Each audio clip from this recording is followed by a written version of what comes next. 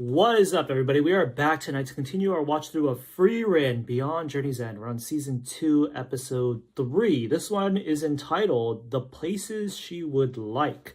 Before we jump into the episode, I do have some follow-up thoughts on the last one we watched that I want to go over real quick. So the first one is that I was under the impression this whole time that Qual was one of the 7 sages, but apparently he is not. He is an elder sage, I think that's what they called him, whatever that means. And I think I did look up the difference between his title in Japanese and English. And in Japanese, it doesn't use the same word as the 7 sages. So there's less confusion, I think, in the source material. But with English, they kind of went for elder sage, which made it a bit confusing. But yeah, that's kind of interesting to me because he seemed like quite the formidable foe, right? They had to seal him and come back to defeat him later. Not even them, like the hero party of Himmel didn't even come back. It was Frieren on her own after they accomplished their grand mission of defeating the Demon King. So it really made Qual stand out. And he also invented Zoltrak, which at this point we have seen Zoltrak be so ubiquitous in their world that in and of itself seems like another crazy feat. So yeah, Qual, in my opinion, came off as more formidable than the 7 sages that we have seen already. Like, I would probably put him above Aura, to be honest. But yeah, maybe Elder Sage is a similar title to the dude who's the confidant of the Demon King, wherein it's like also a big deal and not necessarily less than the 7 sages. I don't know, but that was so that makes me realize that I maybe miscounted when I said how many are left, but I'm still not even sure what the exact amount is, to be honest. I think it's still like 1 or 2. Next thing I want to talk about is readdressing the whole 1,000 years in the future sight of the confidant of the Demon King, whose name I forget, Schlott or something like that. I did point that out in the last reaction as a pretty big deal, like being able to see like that kind of abstract power involving like time, not even time control, but even just time awareness, future sight is such a big deal that it's arguably even more important than, or more formidable than, like the Demon King himself, if the Demon King is just like brute strength, because it's hard to explain because there's like infinite ways you could explain it as being very OP.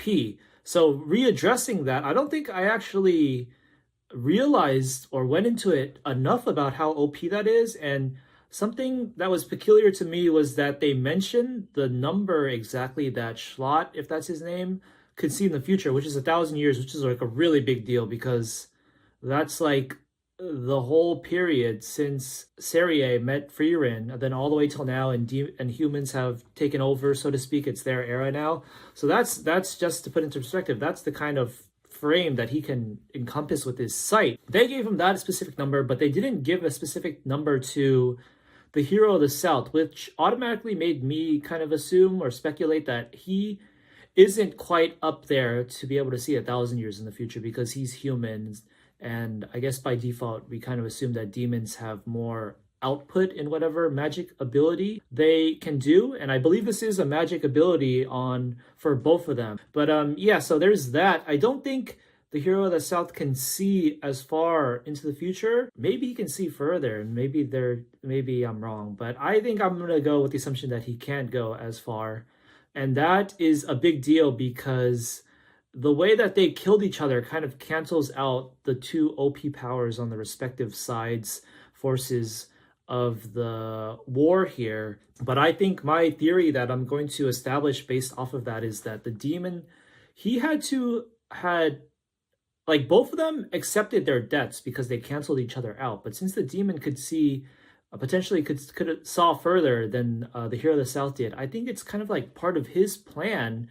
He has a kind of grander outlook and plan for things, that he accepted his own death, and he accepted even the Demon King dying, being slain by Himmel's party, and he saw that something was going to happen after that was like a win for their side. Like, for now, I'm just going to go with the impression that it's like one of the 7 sages maybe succeeding the throne to become the next Demon King, if that's how their hierarchical whatever system works. Or maybe it's involving them like resurrecting the Demon King, the same Demon King. So yeah, I think it's also like a peculiar detail that from the count that they've kind of let us guess, where there's like only it's either like 1 or 2 sages left. I feel like the fact that there's only one left is kind of also conducive to this plot line where it's like, you know, the last survivor who is going to end up, you know, through his schemes bringing back bringing them back to their like apex and proving to be another threat that the heroes of this era, Frieren's party with Stark and Fern and whoever else they maybe recruit, have to deal with. And it follows up as another epic story, if that's the kind of epic story Frieren wants to tell. I feel like before I went into this show, I would hear a lot, people would say, oh, it's not a story that's concerned with like epic stuff in battles. But in my opinion, now that I've watched it, I have to disagree because yes, there is a fair amount of like slice of life, but it's not like that's the main point of the show. It's like pretty evenly balanced with pretty crazy stuff happening. Just the existence of Serie and I guess Frieren too, you could say. And it's not like the Seven Sages haven't been sprinkled throughout the grand narrative here for them to like, you know, come across them one by one, so to speak. So it's not like they aren't doing epic things. It's just that it's balanced with the slice of life stuff in between the drama and epic stuff. So yeah, that is going to be my crackpot theory that maybe like the biggest theory I have for this series at the moment, I think, after we had to expunge the ones we had revolving around Serie and stuff. Maybe in the manga it's already been debunked, but yeah, we're not reading the manga, so we'll see as we watch, and we'll adjust our theories, anticipation, expectations accordingly. The last thing I want to comment on is like not too explicit a thing, but I just want to note that I do find it interesting that they call Himmel's party and Himmel himself kind of the people who saved the world, but we're very thoroughly seeing how the world is still ravaged by the residual forces of the Demon King, to the point where you could argue that the world isn't really saved at all. So in a way, I feel like the world of Frieren has been fleshed out to be kind of more realistic and nuanced, to the point where it's like wrong for them to even use that phrasing of like any given person or party saved the world. Like we even have the hero of the South who did just as much. So it's weird that they kind of tack on that title to just Himmel and his party. Even when Werbel was talking to Frieren, he was citing about how as a kid he obsessed over like the very grandiose epic legends of Himmel, about them doing crazy stuff like defeating so-and-so legendary threat.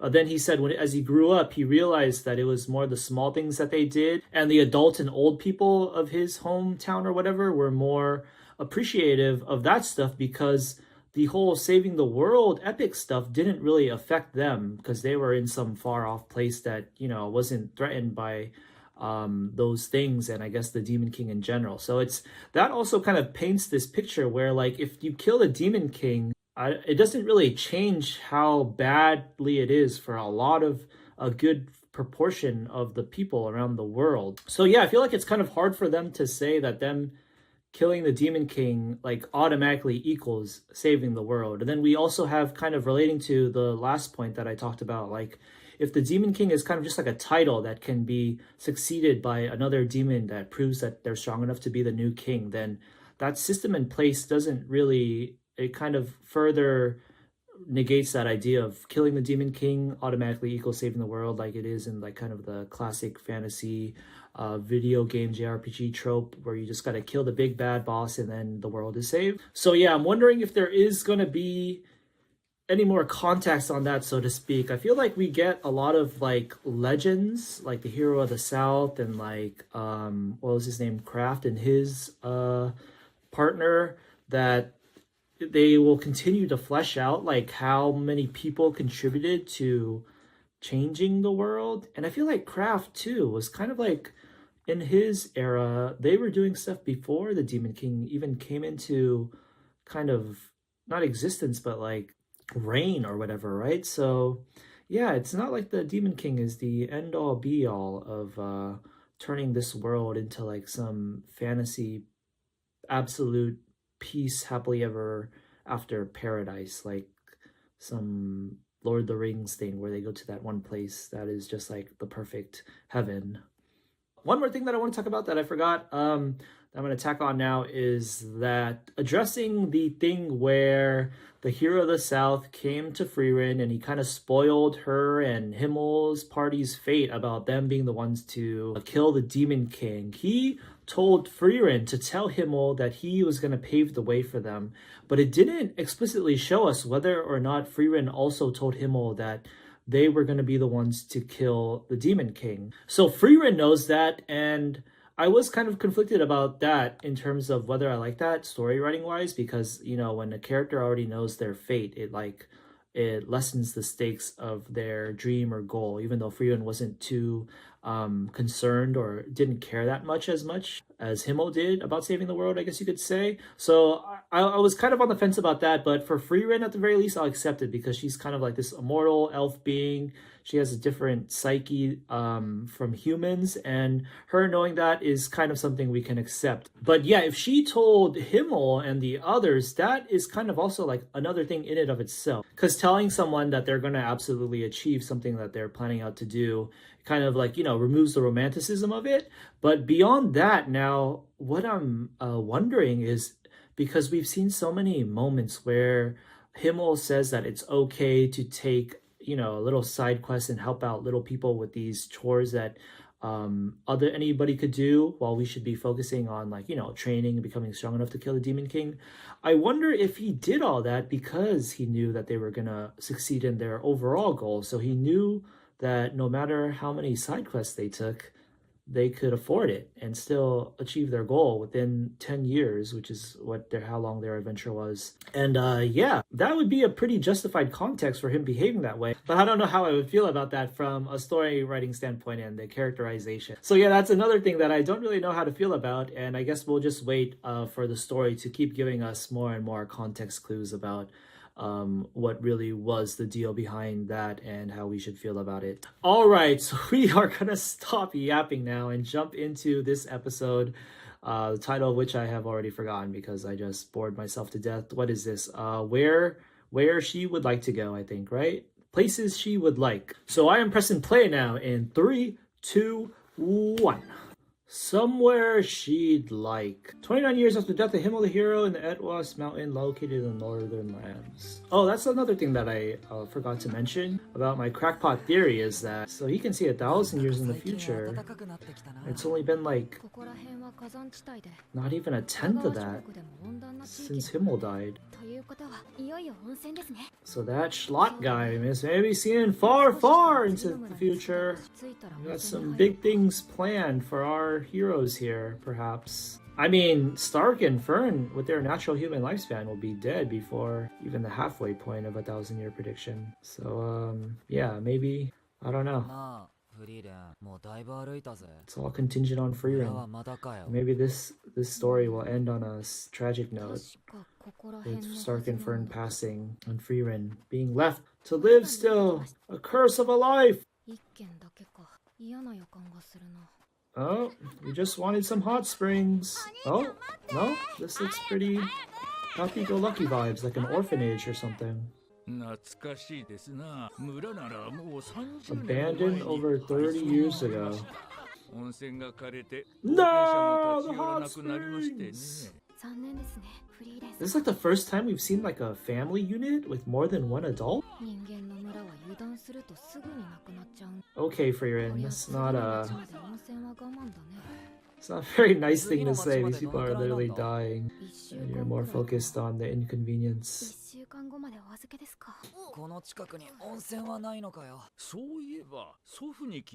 go directly to the source of the hot spring? Or like right into the mountains? Yo, Stark, you can't just leave your axe right there?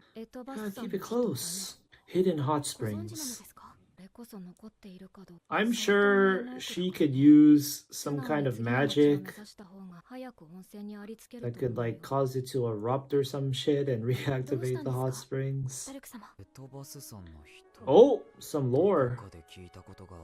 Have we heard this before? I feel like the name is kind of vaguely familiar as well. Oh, but you're not gonna tell us what?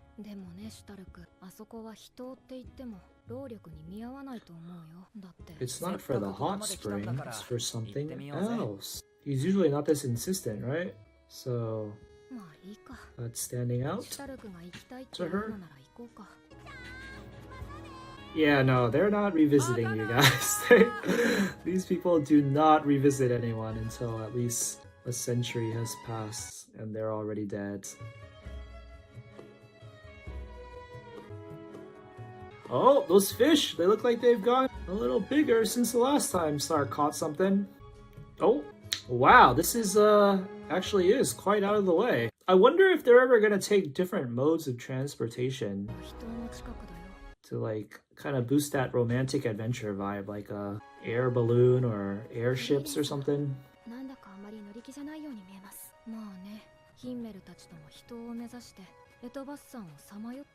Alright, so as per the norm, we've been there, done that already. I guess that makes sense though, because you just said earlier that she knows what they're talking about, which place they're talking about. This Himmel guy, man! It's because the hero of the South just had to tell him that he was gonna win in the end. He became a completionist, just did every single little thing. Found every single treasure chest on every map. But Frieren herself is like a dungeon lunatic too, so if only you could argue that every map outside is also a dungeon. Maybe she would get on board. Oh, mini boss. Oh, Frieren saw it coming. Dragon. Oh, 3 heads? Oh, 3 heads. Worm. Wervin. Salamander.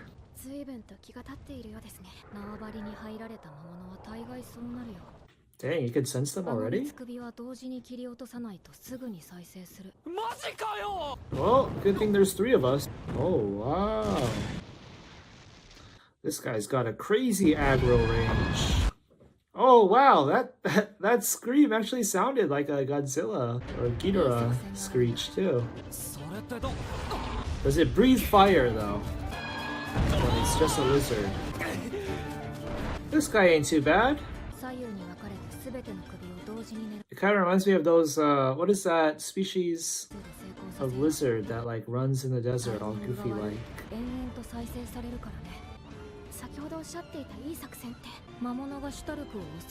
I mean, it feels like Frieren's good enough. She should be good enough to just cut all 3 heads off at once with one spell. Like one Zoltrak could pierce through all 3 of those, the way they're lined up. Oh, it looks like it's gone quite a bit darker. You really need to take all that time? Is this the mountain? That's not a mountain, right? That's just like a... Huh, maybe it is. Is that where the hot spring is?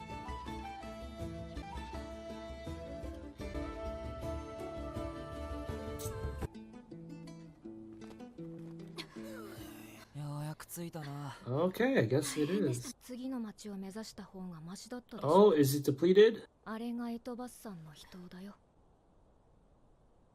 Oh, there's actually water though. I thought it was going to be completely dried up. Alright, Stark, what are we here for?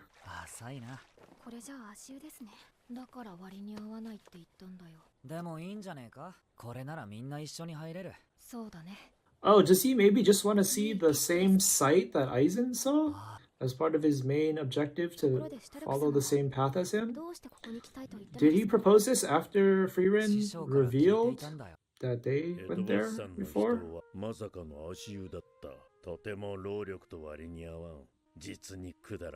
That looks like some good beef stew. Beef stew with like ribs too?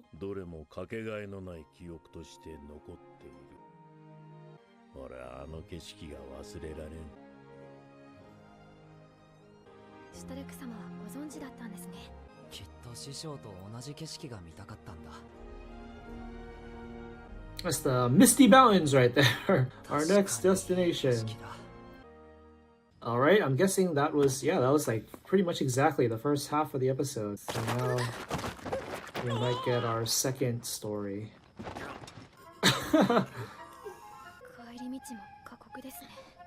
Dang, Fern. Take everyone else out with you? She's gonna use her laundry spell just on herself, too. Oh, there we go. 29 years after the death of Himmel in the fortress city of located in Northlands. Oh, hey! Another bath. Oh, wow, that is also a nice view. That is a very nice view. Oh, wow! Frieren was not lying when she said the next town over could be just better. Interesting aesthetic here. It's kind of got like... I can't even warn, I guess. Eastern European vibes? あと2日は滞在するそうですよ。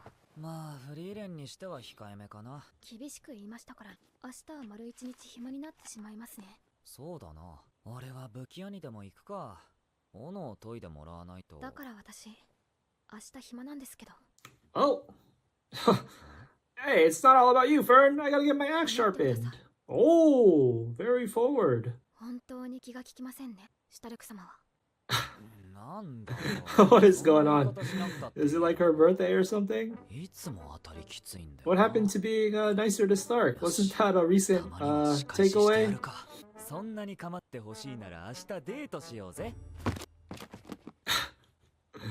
Is she gonna go along with it? Or is she mad? Call his bluff. Whose bedroom is this? There's only one bed. Is Stark's room? His axe is on the wall. So she came to his room to hang out. So she was really seeking attention. I was about to call Stark out for sitting on the bed in his dirty day clothes. But if it's his own room, that's okay. Oh, ice pop. Why is... How is her head still in a towel, but her entire wardrobe, formal attire is on, even the earring. Does she take off her earrings in the bath? That's something I should have tried to take notice of.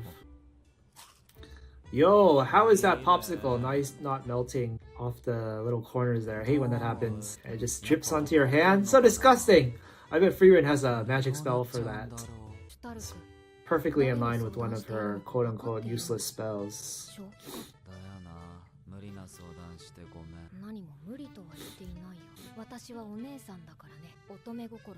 Look at this poor guy on the left, slouching over, eating or drinking alone. シュタルクも大人になったね。嬉しいからご飯おごっちゃうかも。やっぱり参考にならねえよ。完全に孫と遊びに行くおばあちゃんの感覚だもん。おばあちゃんって言ったな。クソババアに続いて2度目。Fool me once. 何そのカウント Shame on you. ちなみに3度目はどうなるんですか？泣きわめく。感触を起こした私は怖いよ。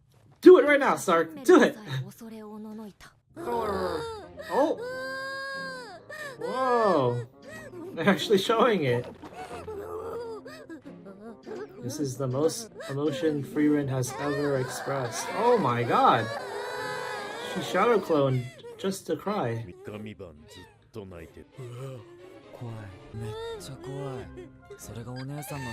This is so out of character that I'm so amazed. Wow, what could have set that off? やっぱなしって言える雰囲気じゃないからね。だからフェルンが好きそうな場所とか聞きたくて。いや、なんでもない。聞いた俺が。下見に行こうか。多分わかるかも。好きな場所。Oh, episode title drop. まずは市場で何か食べさせた方がいい。お腹が空くと機嫌が悪くなる。Ain't that the truth? Oh wow, these are like dim sum. Oh, it is dim sum. Yo, how many gifts are they gonna get her? I feel like she's already decked out in trinkets. While the others don't have really anything, do they? Damn, this is like a whole itinerary, man. Not just a date. Like a whole grand tour. Somewhere high with a nice view. What a quaint city. Got some crazy walls. フェルンのことよく知ってんじゃねえか。すごいな、フリーレン。いや、何も知らないよ。I only know what I know. 私はすごくない。すごいのはハイターなんだ。ことあるごとにハイターはフェルンの好みを話していたからね。 I mean, he practically お raised 腹 her が空く from と不機嫌になるのも、つまみ食いが好きなのも、 adolescence 綺 up. 麗なものが好きなのも、気分によって好みが変わるのも、どれも全部ハイターが教えてくれた。ハイターは私にフェルンの親代わりになることを望んでいたみたいだけれども、 That's 私は結局あの understating 子 it. の好きなものをほとんど見つけられなかった。 Honestly, I do feel like they're kind of due to learn something new about her, because it's not like we haven't seen all these activities that she just mentioned こうしてちゃんと覚えているじゃねえか。 They've done this a bunch of times already. ちゃんと Let's 親を find her a 見てよ new hobby or そういえば interest 旅 or に出て quirk. 初めてフェルンの誕生日を祝ったのはこんなところだったっけ。たまにはシュタルクもいいことを言うね。 Oh, that's interesting. They drew one of her ponytails カウントを1回分 above in front of her and one behind for some reason あり just が now. と And only one of them was swaying as she walked. Wow, look at this room too. You got a nice I don't even know what to call that. Is it a balcony? Patio? She's gonna talk about her date. She's feeling apprehensive about it too. フ Oh, リーレン様、 sitting on the same デー bed. トに誘われてしまいました。 She's taking it very seriously, it seems, even though it's just dark. チモか。いや、なんでもないよ。フリーレン様はデートをしたことはある。 Frieren's dating history! With who? No, I said I have. With who? Was it Himmel or someone デー else? トって誰と何をさ Imagine setting Frieren up on speed ヒン dating メル with と a 一緒に demon. 迷い猫探しに出かけた魔道具店の店主に頼まれてね。 Does that count? それって依頼をこなしただけですよね。それは。 Honestly, I kind of want to see her. I would have liked to have her answer be someone other than Himmel. Just get another peep into her very 気 long 心の life. 知れた異性と二人きりで出かけたら、それはデートになるんだよ。 What book did you read that in, girl? What で year? 先生が言ってた。 What edition of Life magazine was that? そういえば、ザインともデートしたな。もういいです。 Sigh. おやすみなさい。 If by that definition, then maybe she has been on a date with a demon. Just the two of them out, trying to kill each other at nighttime. That qualifies. Dang, she can't even sleep. Time to go sleepwalking. What is that? Coffee? Milk? Huh, how much more time do we have? Oh! Wow! Wait. Has an episode ever... Has like a more slice of life episode, rather, ever ended on like a unfinished note like that? I don't think they're gonna off-screen the date. They do off-screen a lot of things, but I think even this would be too strange because it seems like follow-up is too necessary. All right, let me skip through, even though I'm actually enjoying the song right now.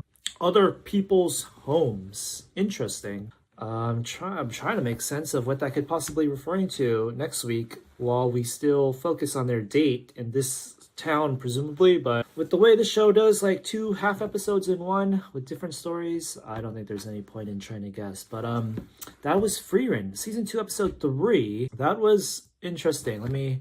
What was the first half again? That was the hot spring segment.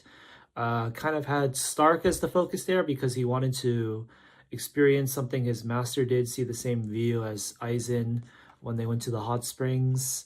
Then the second one was just, enjoying a more city hot spring for Frieren. Then the two of them getting kind of nervous around each other. So that was nice and quaint.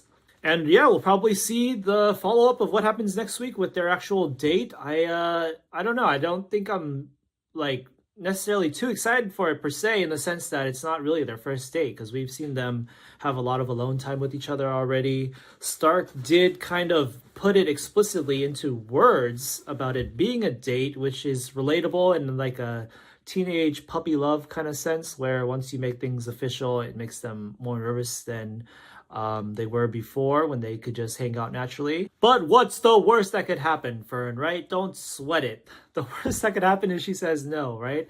Or maybe in this universe, the worst that could happen is some demon crashing their date. Who knows? We will find out next time on Frieren Ball Z. But yeah, until then, I will catch you next time. Thanks for watching and peace out.